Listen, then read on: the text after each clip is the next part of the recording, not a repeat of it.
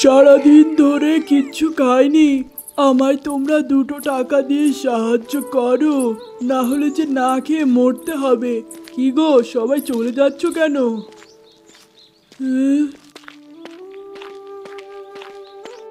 এই যে মা, আমায় 2টো টাকা দিয়ে সাহায্য করো। সারাদিন কিচ্ছু খাইনি। ঈশ্বর তোমার অনাগত সন্তানের মঙ্গল করবেন। সকাল সকাল এই ভিখারির মুখটা আমার দেখতে হলো। এই, গায়ে খেটে খেতে পারো না? লোকের কাছে হাত পাততে লজ্জা লাগে না বুঝি? হ্যাঁ বুড়ো, গায়ে খেটে খাওয়ার মতো শক্তি যদি থাকতো তাহলে আর লোকের কাছে হাত পাততাম না মা। আমায় 2টো টাকা দিয়ে সাহায্য করো, ঘরে আমার মেয়ে না খেয়ে আছে মা। আচ্ছা মালতী, ওনাকে কিছু টাকা দিয়ে আমরা সাহায্য করলেই তো হয়ে যায়, তাই না? আরে আরে, তুমি ওদের এইসব আদিক্ষেতা দেখে মায়ে পড়ে যেও না। ওরা তলে তলে আমাদের চেয়ে বেশি কোটিপতি, বুঝেছো?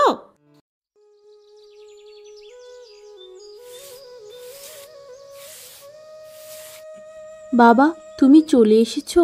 খালি হাতে এসেছো কেন বাবা? ঘরে তো আনাজপাতি কিছুই নেই। দুপুরে কি রান্না হবে বাবা? কিছু আনোনি কেন তুমি? কি করে আনবো রে মা? আজকে সকাল থেকে কেউ একটা টাকাও আমায় ভিক্ষে দিল না। টাকা নেই তাই আনতে পারলাম না। এই যা। হ্যাঁ, এ কি বলছো বাবা? তাহলে আজকে আমরা খাবোটা কি? তোমায় কত করে বলি আমায় একটু লোকের বাড়ি কাজ করতে দাও। তুমি তো আমাকে কোথাও কাজ করতে দাও না। এই বুড়ো বয়সে কেন ভিক্ষে করে খাচ্ছ বাবা? এটা কি উচিত বলো তো? উচিত অনুচিত বুঝি না। আমার আদরের মা মরা একটি মাত্র মেয়ে তুই। তোকে আমি কোনো দিন কোথাও কাজ করতে দিব না যতদিন আমি বেঁচে আছি। তুই চিন্তা করিস না মা, আমি জমিদার বাড়িতে গিয়ে দেখছি কি করা যায়। নাম নিবেন জমিদার বাবু। ঘরে আমার একটা মা মরা মেয়ে আছে। টাকার অভাবে আমরা সারা দিন না খাওয়া। আমাকে কয়টা টাকা সাহায্য করবেন জমিদার বাবু? তা বলছি, টাকা কি গাছে ধরে নাকি? আর তোমার মতো ভিখারিকে টাকার সাহায্য দিলে আমার কি লাভ হবে? ওসব আমি পারবো না, যাও যাও এখান থেকে। জমিদার বাবু, দরকার হলে ধার হিসাবেই আমায় দিয়ে দিন। আমি 1 মাস পর শোধ করে দিব। তাও আমায় ফিরিয়ে দিবেন না জমিদার বাবু, দয়া করুন। আপনি আমার শেষ ভরসা। ধার? তোমার মতো ভিখারিকে ধার দিব? আচ্ছা ঠিক আছে, ধার না হয় আমি দিয়ে দেব, কিন্তু 1 মাসের মাঝে যদি আমার টাকা আমায় ফিরিয়ে না দিয়েছো, তোমার ওই জায়গা আর বাড়ি কিন্তু আমি দখল করে নেব। এটা যদি মানো তাহলে দিচ্ছি টাকা, বুঝেছো? বলো এবার। আজ্ঞে জমিদার বাবু, আমি 1 মাসের মাঝে যে করেই হোক আপনার টাকা শুধিয়ে দিব। দয়া করে টাকাটা দিন আমায়। আচ্ছা বেশ, তাহলে টাকা আমি তোমায় দিয়ে দিচ্ছি। এই ধরো, পুরো 5,000 আছে। ও বাবা, তুমি হঠাৎ এত টাকা কোথায় পেলে গো? এত বাজার সদাই করলে। বলো না বাবা, কোনো কাজ পেয়েছো তুমি? হ্যাঁ? না রে, কোনো কাজ পাইনি। জমিদার রামপ্রসাদের কাছ থেকে ধার করে টাকাগুলো এনেছি। 1 মাসের মাঝে ফেরত দিতে না পারলে জায়গা জমি সব দখল করে নেবে, তাই একটু চিন্তায় আছি। হ্যাঁ, এ কি করলে বাবা তুমি? এরকম ভয়ানক শর্তে তুমি টাকা কেন আনলে? 1 মাসের মাঝে তুমি টাকা যদি শোধ করতে না পারো? কি আর করব মা বল, টাকাটা না হলে আমাদের পেটে দানা পানি কিছুই তো জুটতো না। 1 মাসের মাঝে যে করেই হোক টাকাটা আমায় জোগাড় করতেই হবে। পরদিন সকালে মনু ভিখারির ভীষণ জ্বর উঠে। বাবার তো গাটা জ্বরে পুড়ে যাচ্ছে। ইস, যাই, আমি ঘাটের পাড়ে গিয়ে বাবার জন্য জল নিয়ে আসি। বাবার গা মুছে দিতে হবে।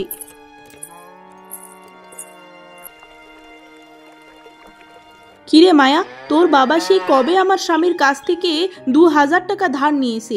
1 মাস হয়ে গেল, এখনো দেওয়ার কোনো নাম নেই। এটা কোনো কথা? হ্যাঁ?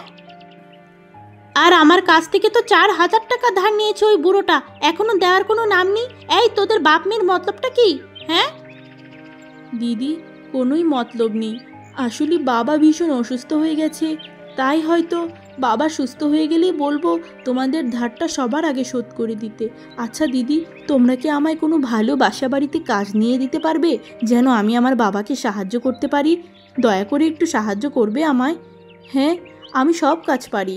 আমি অনেক সুন্দর কাজ করে দিব। আমার কাছে অনেক ভালো ভালো কাজের সন্ধান থাকলেও তোকে আমি সেই সাহায্য করব না। তোর বাপকে একবার সাহায্য করে যে বিপদে পড়েছি, দ্বিতীয়বার তোকে সাহায্য করে আর বিপদে পড়তে চাই না। আরে সে যদি, তুই কি পাগল হয়ে গেছিস? একটা মেয়ে তার বাবাকে সাহায্য করতে চাইছে, সেখানে তোর ওরম করে বলা ঠিক না রে, বুঝেছিস? আচ্ছা মায়া শোনো, আমি তোমায় আমার বাড়িতেই কাজে রাখতে চাই। আজকে আমার সাথে চলো, তোমার কাজকর্ম দেখে যদি ভালো লাগে আজই তোমায় টাকা দিয়ে দিব। চলো আমার সাথে। ধন্যবাদ দিদি, চলুন আপনার বাড়িতে যাই।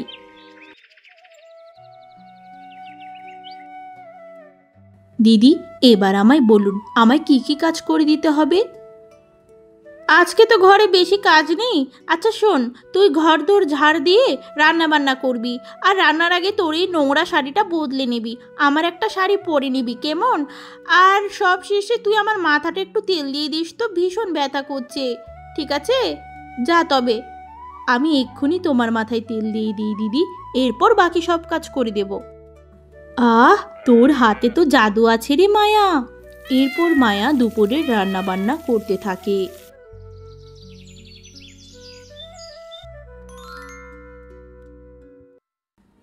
তোর রান্না এত স্বাদ হয়েছে, আমি সব খেয়ে নিয়েছি। আচ্ছা আজকের মতো তুই চলে যা মায়া। চলে যাব মানে দিদি, তুমি না বলেছিলে কাজকর্ম শেষে আমায় কিছু টাকা দিয়ে দিবে? টাকা? কিসের টাকা? তোর বাপ যে আমার কাছ থেকে এতগুলো টাকা নিয়েছে, সেগুলো কি দিয়েছে নাকি? দিদি সেটা তো তোমার সাথে আমার কথা হয়েই গিয়েছিল, তুমি তো বলেছিলে কাজ করলে আমায় টাকা দেবে, দিচ্ছ না যে? এই ভিখারির মেয়ে, আমার মুখে মুখে তর্ক করলে ভালো হবে না, বুঝেছিস? তোর বাবা যে মানুষের কাছ থেকে দুদিনের কথা বললে টাকা নিয়ে মাসকে মাস আর টাকা দেয় না, তখন তোর নীতি কোথায় যায়? সেই জন্য তোকে ভুলভাল বুঝিয়ে কাজ করিয়ে নিয়েছি, কোনো টাকা পাবি না তুই। দিদি সকাল থেকে অসুস্থ বাপটাকে ঘরে রেখে আপনার বাড়িতে কাজ করলাম দুটো টাকার আশায়, আর আপনি আমায় ধোঁকা দিলেন। ঈশ্বর সইবে না।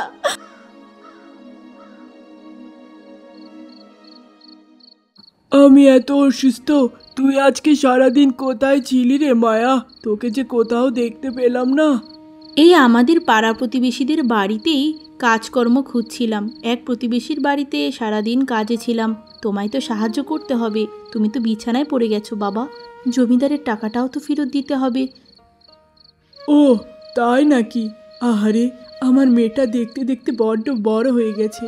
তা তুই যেহেতু লোকের বাড়ি কাজ করেছিস, নিশ্চয়ই ওরা তোকে টাকা দিয়েছে। তাহলে মা, কাল সকালে মুদির দোকান থেকে আমার জন্য আতপ চাল আর মুগের ডাল এনে গরম গরম খিচুড়ি করে দিবি? খুব খেতে ইচ্ছা করছে রে মায়া, করে দিবি তো? বল মা, বল, চুপ করে আছিস কেন? হ্যাঁ বাবা, আমি কাল সকালে তোমার জন্য চাল আর ডাল এনে খিচুড়ি করে দেব। তুমি এখন ঘুমিয়ে যাও গো বাবা। মা, ও মা, তুমি কোথায় আমায় রেখে চলে গেছো? তুমি আমায় কেন তোমার সাথে নিয়ে গেলে না? বাবার এই অবস্থা তো আমি আর দেখতে পাচ্ছি না। এখন আমি বাবার জন্য চাল ডাল কোত্থেকে আনবো? আমার কাছে তো কোনো টাকা নেই। রমেশ দাদা, আমায় 2 কেজি চাল আর 1 কেজি মুগ ডাল দেওয়া যাবে? আমার কাছে টাকা নেই, তবে আমি কথা দিচ্ছি আমি কিছুদিনের মাঝেই দিয়ে দিব, আমার খুব দরকার। আজকে হঠাৎ তুমি আমার দোকানে, মনু কাকা এলো না যে? কোনো সমস্যা? আসলে বাবার ভীষণ জ্বর উঠেছে, বিছানা থেকে একেবারেই উঠতে পারছে না, তাই আমাকেই সব সামলাতে হচ্ছে। বাবা খিচুড়ি খেতে চেয়েছেন, এদিক দিয়ে ঘরে টাকা নেই, তাই তুমি যদি একটু দিতে অনেক উপকার হতো। আরে আরে, তুমি কান্না করছো কেন? মানুষের বিপদে মানুষই তো পাশে দাঁড়াবে। আমি তোমার ঘরে সমস্ত কিছু পৌঁছে দিচ্ছি, তুমি যাও।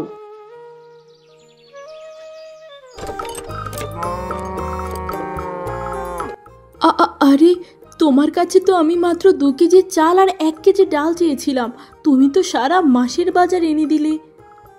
হ্যাঁ হ্যাঁ, একবারে সব এনে দিয়েছি। বারবার দোকানে কি করে যাবে? তোমার বাবা অসুস্থ না, ঘরে বাবার খেয়াল রাখো, আর খাবার দাবার নিয়ে চিন্তা নেই। এই জগতের প্রত্যেকটি মানুষ যদি তোমার মতো দয়ালু হতো রমেশ দাদা, তাহলে আমাদের মতো গরিবেদের আর না খেয়ে মরতে হতো না গো।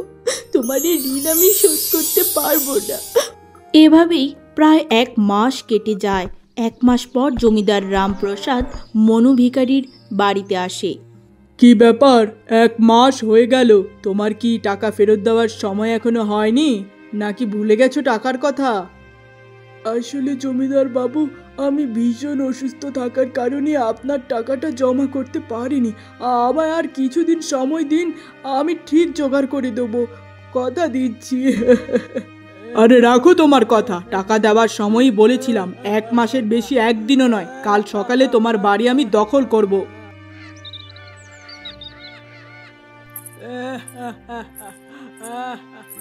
আরে বাবা, তোমার কি হয়েছে? ওরম করে কাঁদছো কেন? শরীর খারাপ লাগছে নাকি? বাবা বলো। জমিদার এসেছিল, ওর টাকা ফেরত পায়নি দেখে কাল সকালে এসে আমার বাড়িটা দখল করে নেবে। এবার মনে হয় আমাদের পথে বসতে হবে রে মায়া, আমি ব্যর্থ বাবা। হ্যাঁ, তুমি কান্না করো না বাবা, আমি দেখছি কি করা যায়, তুমি শান্ত হও। জমিদার বাবু, একটু দয়া করুন, আমাদের বাড়িটা কেড়ে নেবেন না। আমরা বাড়ি ছাড়া কোথায় যাব বলুন তো? দয়া করুন আমাদের উপর। বলা নেই কওয়া নেই, ঘরে ঢুকে দয়া করুন দয়া করুন। তুমি কে বাপু, পরিচয়টা তো দেবে নাকি? হ্যাঁ, আমি হলাম মনু ভিখারির মেয়ে মায়াবতী। দয়া করে আপনি আমার বাবাকে আর কিছুদিন সময় দিন, আমরা আপনার ঋণ শোধ করে দিব। আরে বাবা, ওই ভিখারির ঘরে এমন রাজরানীর মতো সুন্দরী মেয়ে আছে জানলে তো আমি তোমার বাবাকে এত কষ্ট দিতাম না জানো। কিন্তু আমারও টাকার বড্ড প্রয়োজন, তোমাদের এত সময় দিলে আমার কি হবে বলো তো? আপনি যদি চান আমি আপনার বাড়িতে কাজ করে যে মাইনেটা পাবো, সে সকল মাইনে দিয়ে আপনার সমস্ত ঋণ শোধ করে দিতে চাই জমিদার বাবু। আরে বাহ, এ তো অতি উত্তম প্রস্তাব। তোমার মতো সুন্দরীর সাথে রোজ রোজ দেখা হয়ে যাবে, আমার আর কি চাই। ঠিক আছে, তুমি তাহলে আজকে থেকেই কাজ করা শুরু করো, কেমন? আচ্ছা বোন, আমি তো এই জমিদার বাড়িতে নতুন কাজে এসেছি, এই রান্নাবাড়ির পর আর কি কাজ করব? তুমি আমায় একটু বলে দেবে গো, কিছু মনে করো না। না না, কি মনে করব? রান্না বাড়ার পর ঘরটা একটু মুছে দিও। তা তোমার মতো এমন সুন্দরী মেয়ে এই জমিদার বাড়িতে কেন কাজ করতে এসেছো? হ্যাঁ বলো। সবই কপালের লেখন দিদি, অভাবের তাড়নায় এখন জমিদার বাড়িতে কাজ করা ছাড়া আর উপায় নেই। কেন দিদি, কি হয়েছে? কোনো ঝামেলা নাকি? হ্যাঁ, আমার গায়ের রং এতটা চাপা, তারপরে ওই দুষ্টু জমিদারের লোলুপ দৃষ্টি থেকে রক্ষে পাইনি। আর তোমার যে কি হবে তা ভগবান জানে, সময় হলেই সব টের পেয়ে যাবে। এরপর মায়া মনোযোগ দিয়ে ঘর পরিষ্কার করছিল, ঠিক তখনই দুষ্ট জমিদার সেখানে আসে এবং সবচেয়ে জঘন্যতম কাজ করে। জমিদার বাবু, আপনি এটা কি করছিলেন? আপনি কি পাগল হয়ে গেছেন নাকি? এমন চোখ ঝলসানো রূপ দেখলে কোনো পুরুষের মাথা কি আর সঠিক থাকতে পারে? আর তুমি এত রাগ হচ্ছ কেন সুন্দরী? আমি যা যা বলি তাই তাই করো, তোমার আর তোমার বাবার জীবন আমি একেবারে সুন্দর করে দেব। আমরা অভাবে থাকতে পারি, গরিব হতে পারি, তবে আমাদের মন মানসিকতা এতটাও নোংরা নয় যে আমায় এখন এইসব করে বেড়াতে হবে। আপনি ভাবলেন কি করে আমার সাথে এইসব করার? আপনার সাহস দেখে আমি অবাক হয়ে যাচ্ছি। আপনার বাড়ির কাজ আমি আর করব না, আমি এক্ষুনি চলে যাচ্ছি, বুঝেছেন? সামান্য একটা ভিখারির মেয়ে হওয়া সত্ত্বেও জমিদারকে ফিরিয়ে দেওয়ার দুঃসাহস করলি, তোকে এর ফল ভোগ করতে হবে। তুই নিজেই আমার কাছে ফিরে আসবি। পরদিন সকালে বাবা মেয়ের পায়ের নিচের মাটি সরে গেছিল। আরে, এ আমি কি দেখছি? আমার বাড়িটা ভেঙে দিচ্ছেন কেন?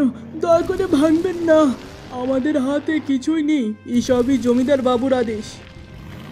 দয়া করে জমিদারকে গিয়ে বলুন আমাদের বাড়িটা যেন না ভাঙে। আমরা কোথায় যাব? দয়া করুন। আমায় অনুরোধ করে কোনো লাভ নেই, আমরা সবাই জমিদারের হুকুমের দাস। জমিদার বাবু, আপনার লোকেরা আমার বাড়িটা ভেঙে দিচ্ছে, ওদেরকে নিষেধ করুন। আমাকে শেষ একটা বার সুযোগ দিন, আমি আমার কিডনি বিক্রি করে হলেও আপনার টাকা শুধিয়ে দিব। দয়া করুন দয়াল। আমি তো অত পাষাণ না যে তোমার কিডনি বিক্রি করা টাকা নেব, একটু দয়া আমার মাঝেও আছে। শেষ একটা প্রস্তাব তোমায় দিচ্ছি, তোমার মেয়ের সাথে আমার বিয়ে দিয়ে দাও, তোমার সকল ধার দেনা আমি ক্ষমা করে দিব।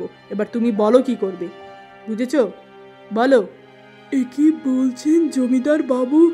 আমার মেয়ের সাথে আপনার বিয়ে? এ কি করে সম্ভব? আপনার বয়স কত আর আমার মেয়ের বয়স কত? ও তো একটা ছোট্ট মেয়ে, এ কি করে হয়? আজকালকার যুগে বিয়ের জন্য বয়স কোনো সমস্যা করে না। তোমার মেয়েকে ভবিষ্যতে বিয়ে তো দিতেই। আমার চেয়ে যোগ্য পাত্র আর কি কোথাও পেতে? এরকম জমিদার গিন্নি হওয়ার জন্য ভাগ্য লাগে। রাজরানীর মতো রাখবো তোমার মেয়েকে। আজকের রাতে সময় দিলাম তোমাকে ভাবার জন্যে। হাতে পায়ে ধরে কোনো রকম আজকেকার দিনকার মতো বাড়িটাকে বাঁচিয়ে নিয়েছি। কাল সকালে আবার জমিদার লোক পাঠাবে বাড়ি ভাঙার জন্যে। কি যে হবে! বাবা, তুমি না জমিদার বাড়িতে গিয়েছিলে, সে তোমায় কি বলল শুনি?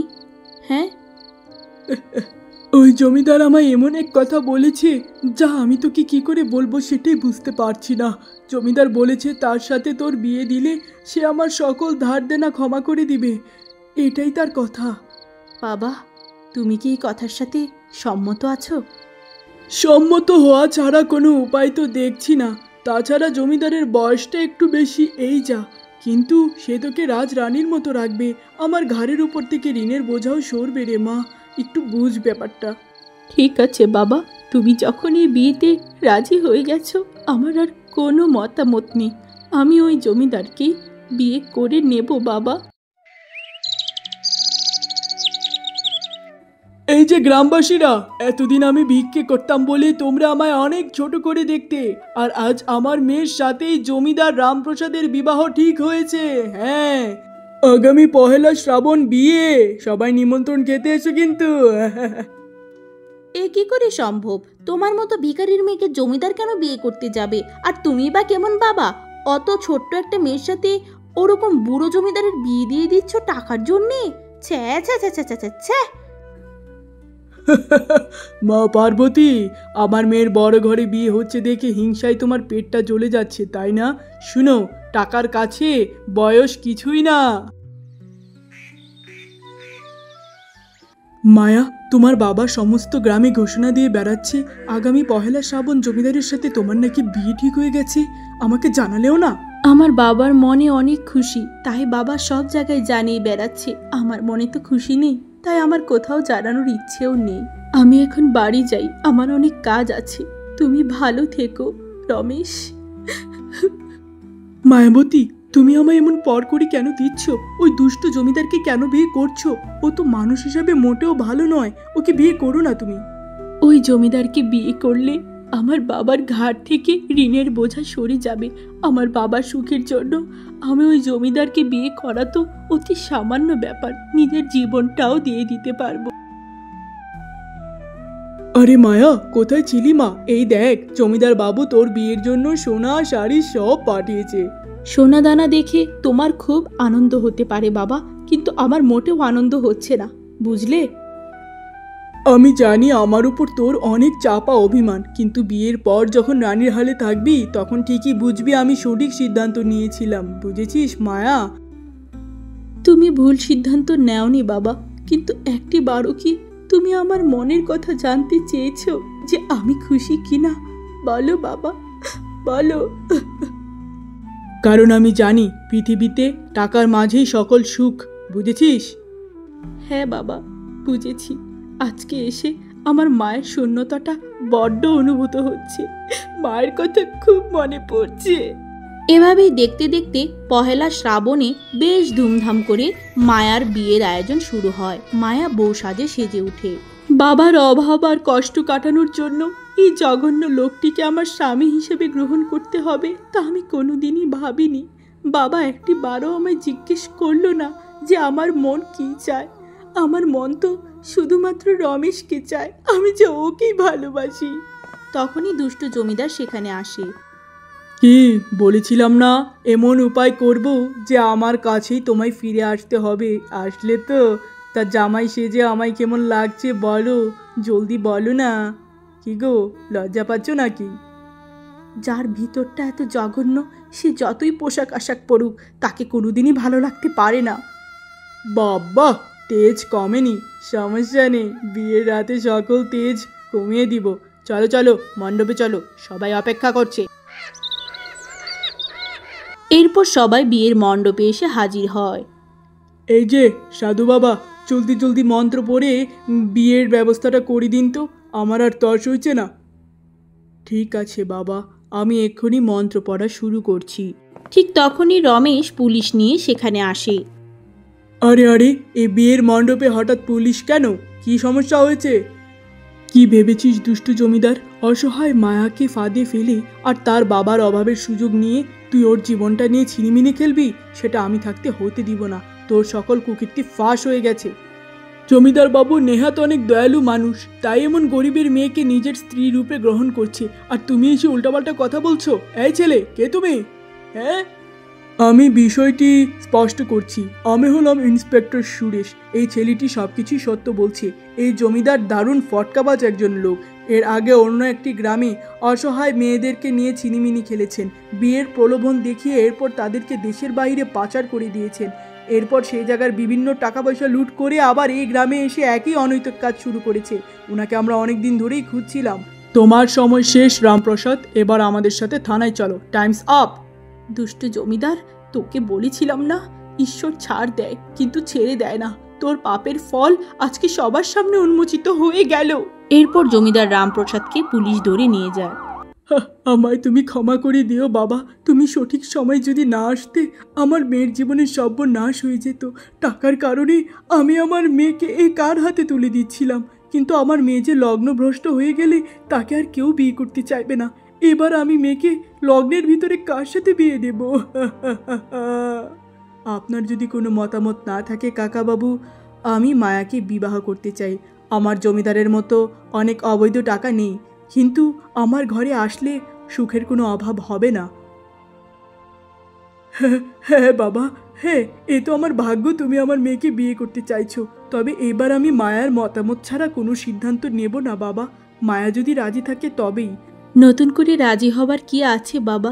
সে তো আমার প্রথম ভালোবাসা ছিল, যাকে ত্যাগ দিয়ে তোমার সুখের জন্য আমি ওই জমিদারকে বিয়ে করছিলাম। অবশেষে সেই মণ্ডপেই রমেশের সাথে মায়ার ধুমধাম করে বিয়ে হয়ে যায়।